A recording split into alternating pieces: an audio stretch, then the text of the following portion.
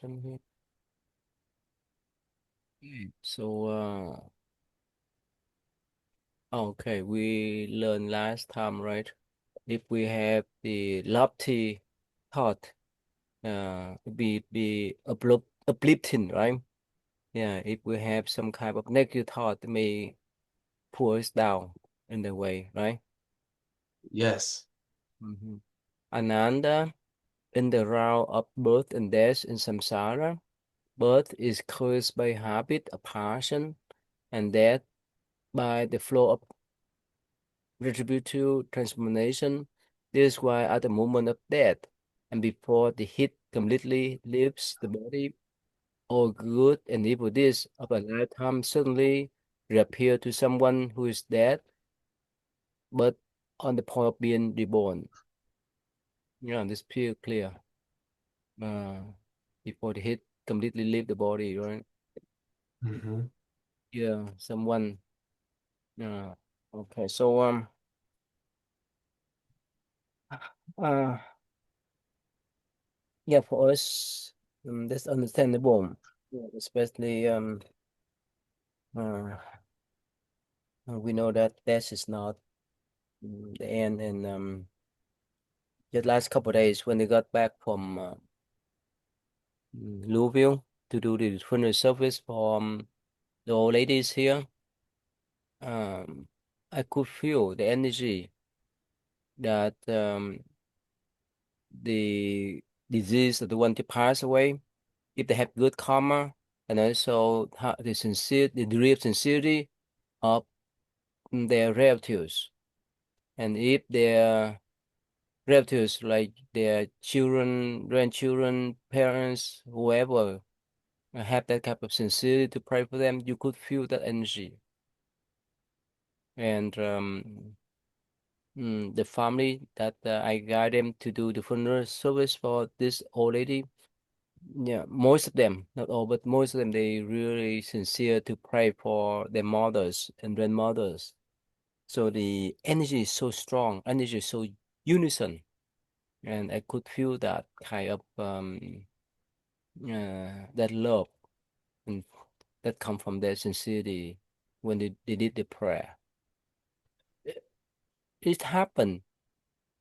I don't say it's rare, but it happened, but not usually happen, because most of the time, the bigger family size, the more conflict, the more argument, especially during the funeral service. For example, let's say a parents who have 5, 10 children, in the past, in Vietnam, parents have many children.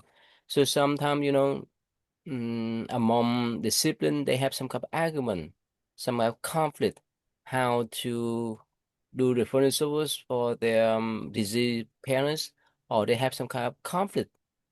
Mm, right before that, it's not easy that everyone in the same pace. It's not easy for them to be in harmonies. So that's why when the whole family involved in that kind of prayer, as long as especially the sibling, if they are in harmony with each other, they use each other to focus on the prayer for the deceased parents. You could feel the energy, the unison energy, the unified energy is so strong, it's so sincere. Otherwise, you could feel that. So one group try to decide the children with the names, another group stay back in the back and chit chat or walk away and make the noise and so forth. I don't know. Probably you may not know this kind of things, right? Have you attend? Yeah. Have you attend? Probably you attend the funeral service before too, right? Yes, but not a Buddhist funeral service. The Christian one, right? Yes. How was that? Depend, right? But not you don't attend much, right? Um, it's generally led by a priest, Mm-hmm. and the priest says some things about the deceased and then invites family members to come up and speak about the deceased.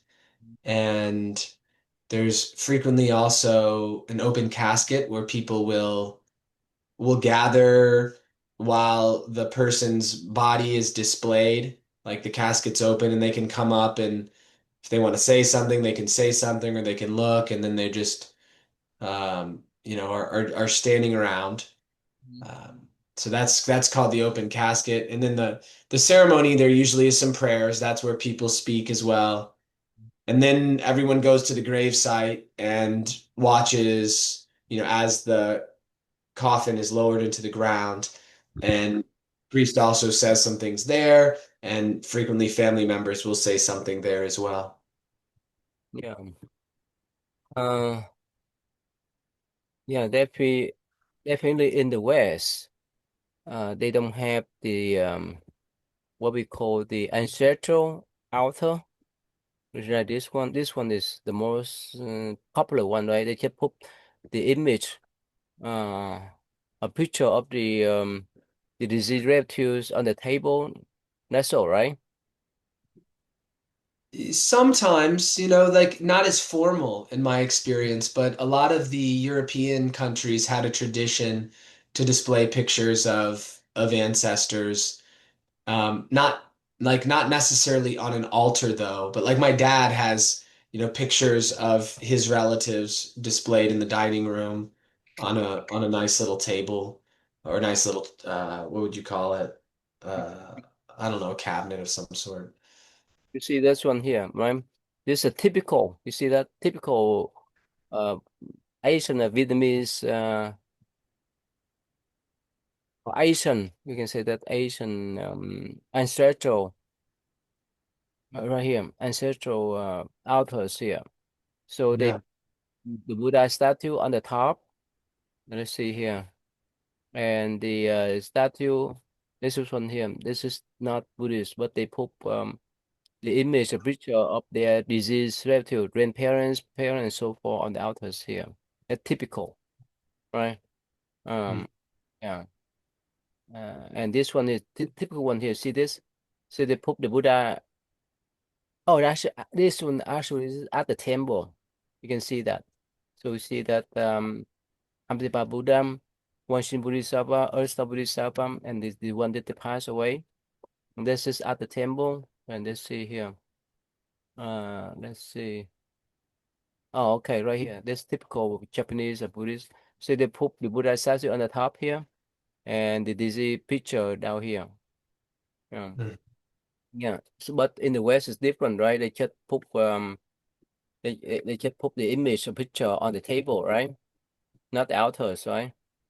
Yeah, usually not. I think sometimes you might see a picture with a saint placed next to it, but I think that tradition is not as alive as it was 2 or 3 generations ago. Mm-hmm.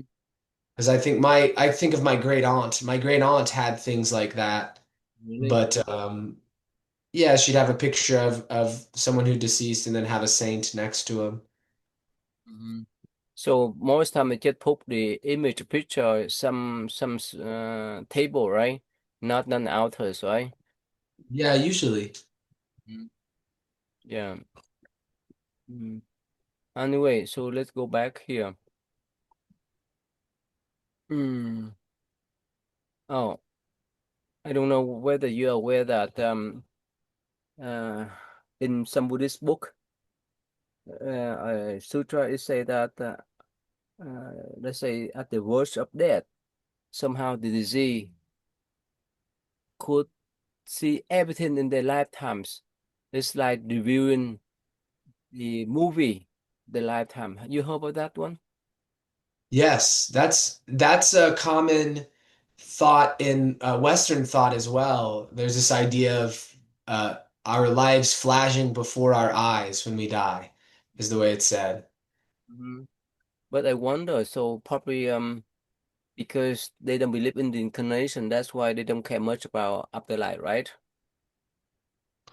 Oh, the like Christian people, I mean they want to go to heaven. They don't want to go to hell. Of course, definitely. I'm talking about they don't care much right after die.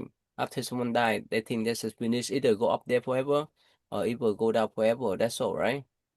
Oh yeah, like they're not thinking about influencing where the person goes. They're thinking that that's already been done. There's no more influence that can be had. Mhm. That done deal. If someone pass away, either they go up there forever, go down forever. That done deal, right? Hmm. And there's no need to talk about 4 days, talk about the incarnation. That's what about, right? But in Buddhism, yeah, we talk more in depth. Uh, I think we discussed that before too, but somehow, what do you think for common American people? That's understandable nowadays, or this out of their scope of understanding? The 49-day period and what can influence reincarnation.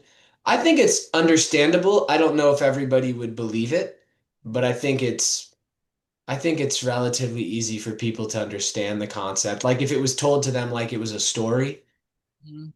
um, yeah, but maybe hard for them to believe. Uh, if they don't understand anything about reincarnation, right? There's no way for them to believe, right? Yeah. Hmm. Them in their mind, it's done deal. After someone passed away, it's done deal. Either go up forever or go down forever. Mm. So, of course, we see that it's so logical because everything goes the cycle, whether the water, the air, whichever way. But again, what do you think? Is it pure hard to explain for them in logical way to convince them that that's a cycle there, or impossible? What do you think? I think logic does fall on the side of reincarnation more than it does heaven forever or hell forever. But I think in these belief systems, logic is not usually what has people believing what they believe. I mean, it's generally because they grew up in that religion and everybody around them believe that religion and they have very deep ideas that it's right. And even questioning it can actually be like it can be a problem or a sin for them to question aspects of their religion like it's an evil thing to do. So I think that's what makes it difficult because I think people are in a certain sense are kind of afraid to consider other things and we're so busy with life and making money and raising families that for a lot of people it's not really a major concern until they're faced with their death. Mhm. Yeah, yeah. Actually, when I'm here in New Jersey, uh, yeah, I did two funeral home services. One for the man. He's passed away when he's about 64. So many of his American friends came, and I tried to explain to them, and some of them they just walk away. Probably it's so strange for them, right? To understand the incarnation. It's for them that's done deal. When someone passed away, there's no need to talk much. That's all. They may not care much, and the only thing they care is themselves, their well-being now, not the disease. And I mentioned to most of the Buddhists, of course, they understand that this is an opposite way. When someone passed away, we need to care for them. We need to care for their soul uh, with our sincerity. Otherwise, we suffer for them. But of course, again, this is so abstract, right? The idea is so abstract. The idea is so, I mean, that so unrealistic for them to accept, right? I think given what people are raised with, I think that I think the notion, because I grew up in a Christian Catholic context, I think the notion is that after death, the powers that hold sway are like we just have there's just no way to interact with any of that.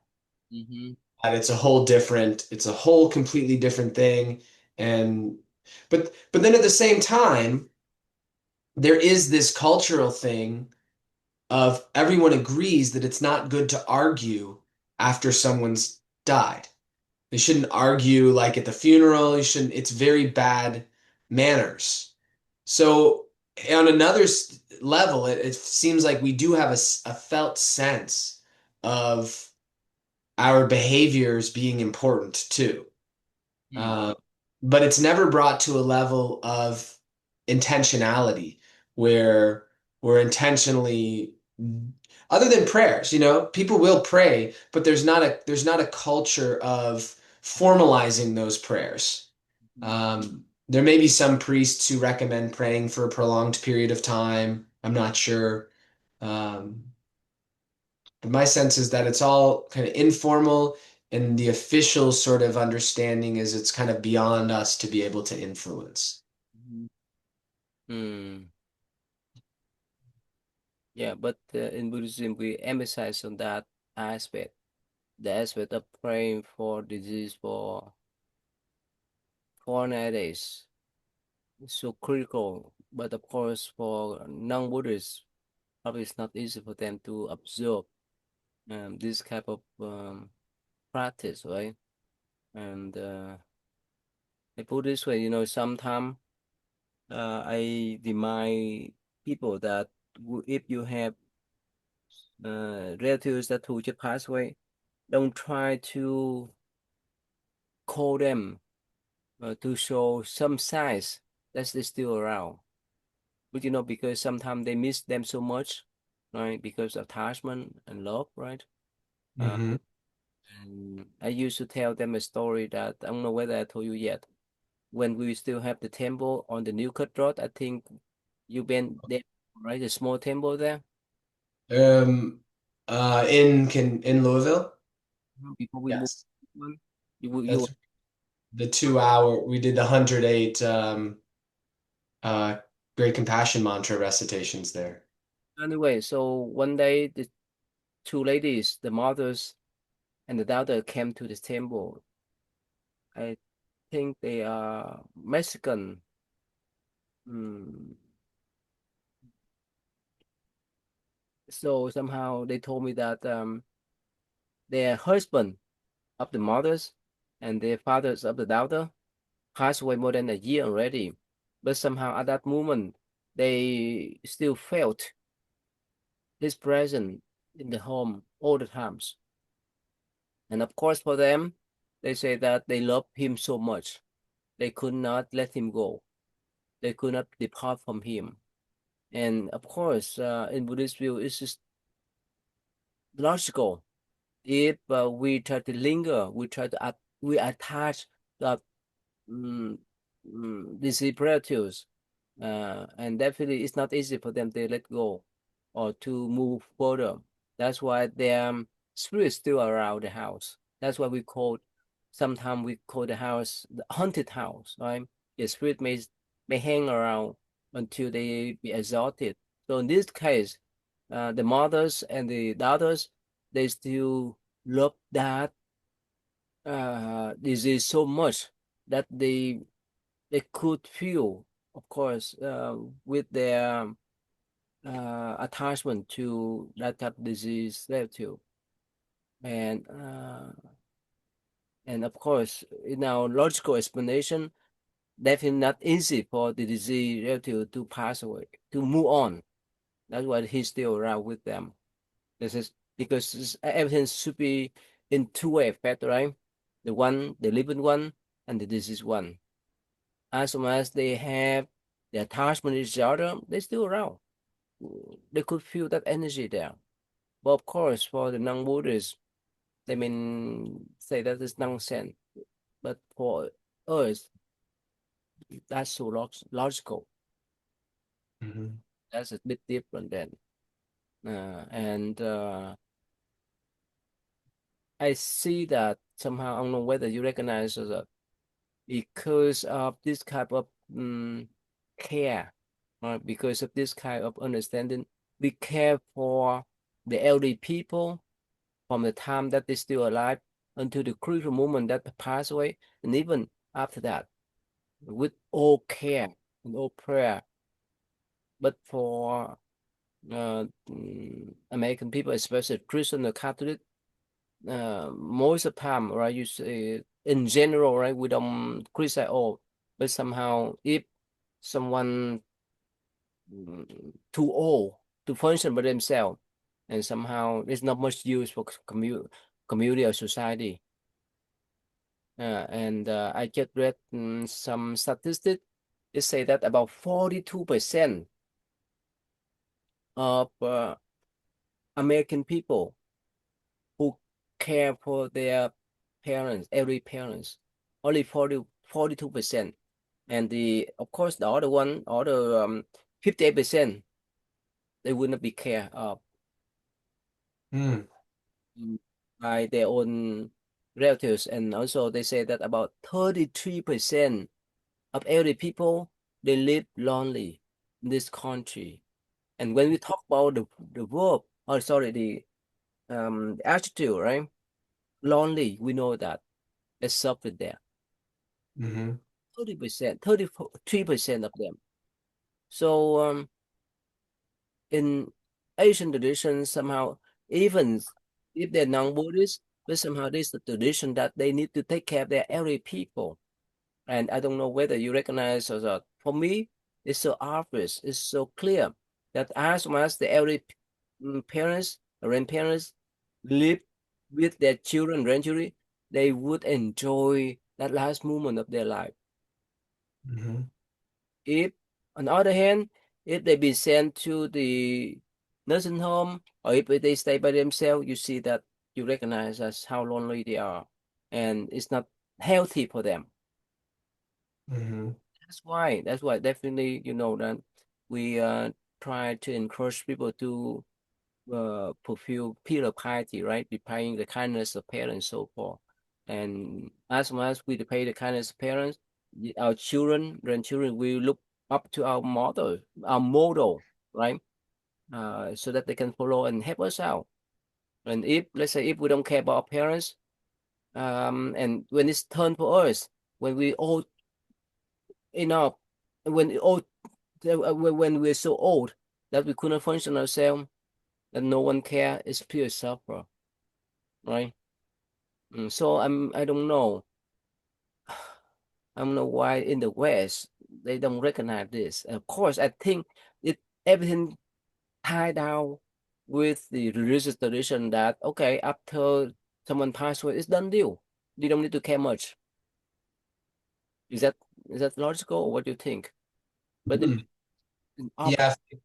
if they felt that, I see what you're saying there. Because if they're in the home, then when they pass, they'll be with their family, and it'll just be a continuity of care. They were with their family because they were already cared about, and that caring continues after they pass on, and that compassion that they have helps the person in their passing. Um, you know, the Native Americans had a term called the hoop of the people, where this idea that the people didn't really see themselves as individuals, but they saw themselves as a one, a, a people. And that when the Westerners came to the United States, that they broke that hoop. This is particularly the Oglala Sioux had this concept. And if you look at like the Western lifestyle, it's like our hoop is broken. And I think there's so many factors that go into it. Because one thing that influences if a person will take care of their parents is how their parents were for them when they were kids. And that's going to be influenced by, their parents. So I think there there is this strong motion towards individualism and being independent and taking care of ourselves. And I think parents try to instill that into their children, but I don't think it's complete because yeah, it's good to have some sense of individuality and independence, but then also we need to recognize that we're part of a community and we succeed if our community succeeds, and that, we wouldn't be here without our parents. So I know my dad, he kept his mom at home until she passed, and she had dementia. She was difficult in a lot of ways. And my younger brother would carry her up and down the stairs when she couldn't walk up and down the stairs anymore. So there still are people who do honor that, but yeah, 33%, that's sad. Yeah.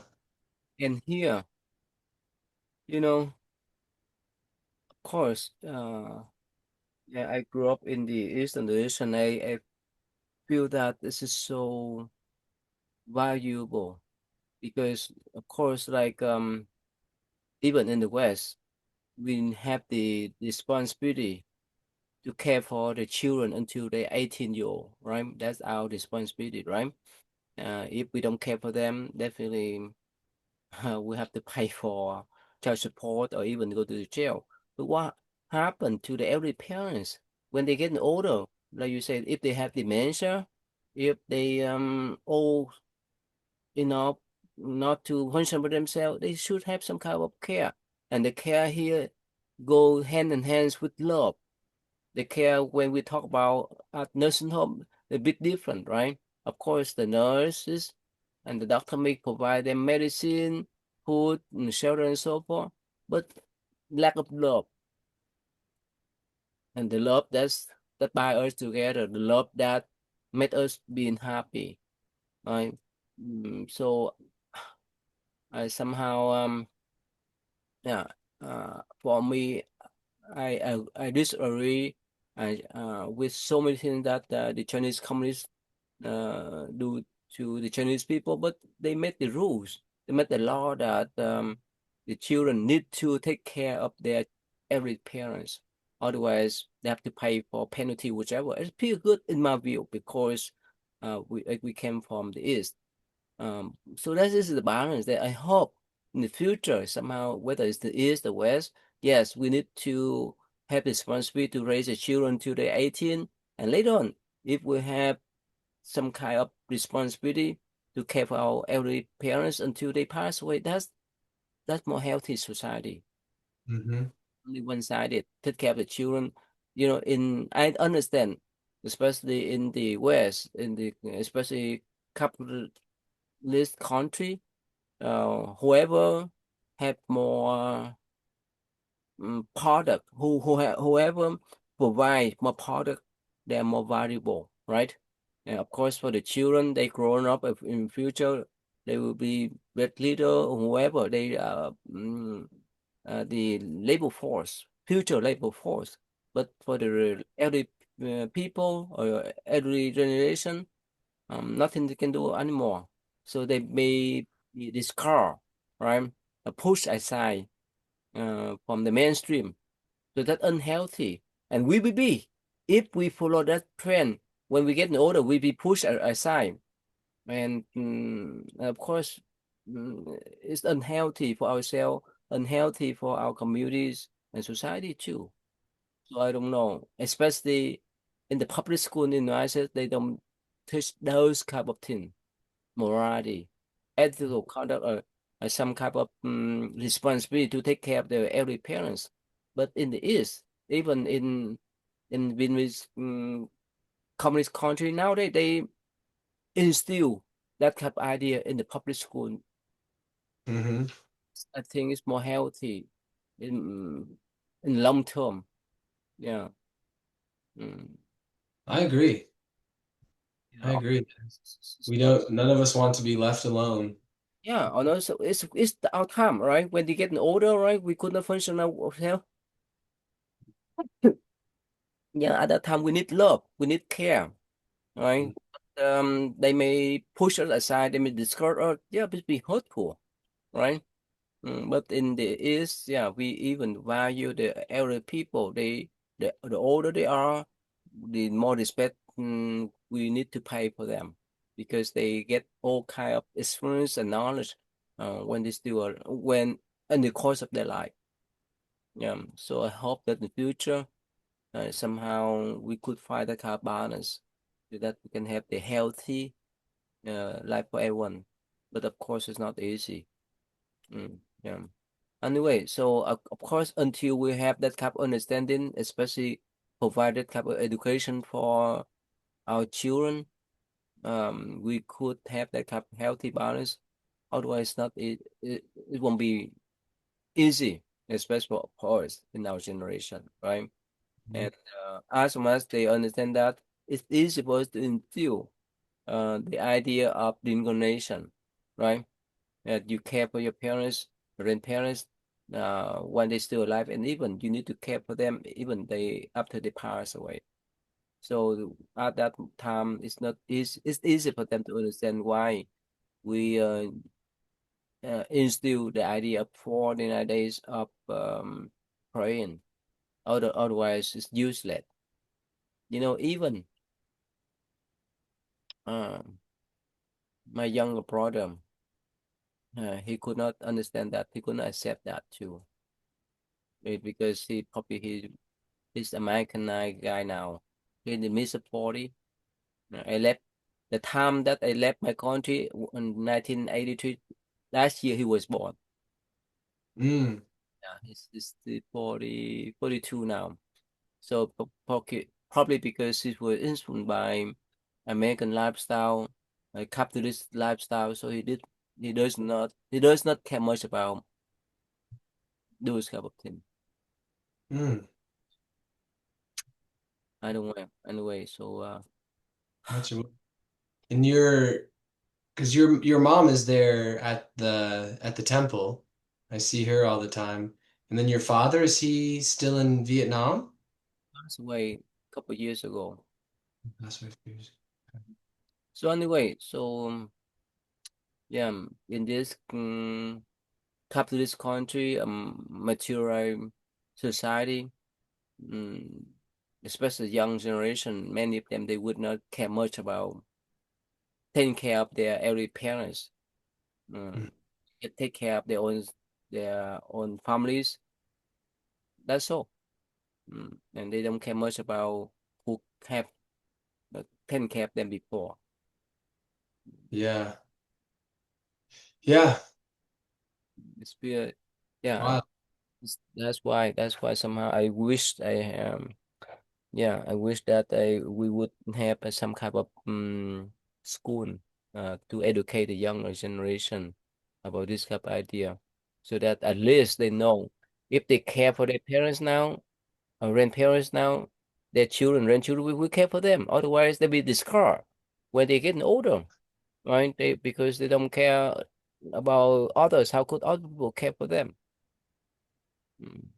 I've heard that there is an increasing number of multi-generation households in the US that there used to be way more like a couple generations ago, and it's declined. But now with housing prices increasing so much, there's a movement back towards multi-generation households. I think it makes so much sense because you have, you know, a parent also, like a grandparent also can help with childcare and with cooking, and like they're not just a net cost. They actually bring a lot of like really measurable benefits to the family as well, even if they're not making money. They have one of the cool things in the US, we have Medicare, so you don't have to worry about covering their health insurance. And then they have Social Security. So generally, it's not really going to even like be a significant expense to keep your parents at home. So we've made it easy with our laws to do it, but I don't know, people just want to have they want to be totally free and unencumbered, I guess. So when they get older, they will be discarded. They will push aside by society, by their own children, because that's the way they treat their parents, grandparents, right? Now Mhm. they still young, they still healthy, they still young, they have so much energy, they don't care much. But then when they get older, have to pay for the price. That's the Yeah. way. Yeah. Um, okay, yeah, so this is we can discuss further next week, right? Mm. Okay. Say Yeah, I something. found all of this stuff really fascinating. The transitional period stuff is super interesting. Have you read the Tibetan books of that before? No, but Tikal Fap has a slides that he goes through on the Bardo state, and I think he draws from that. Probably if we can discuss briefly about that, that connect with this passage then. Mhm. Okay, so we stop and see you next Wednesday then. Okay. I'll see you next Wednesday. Thank you, Ty.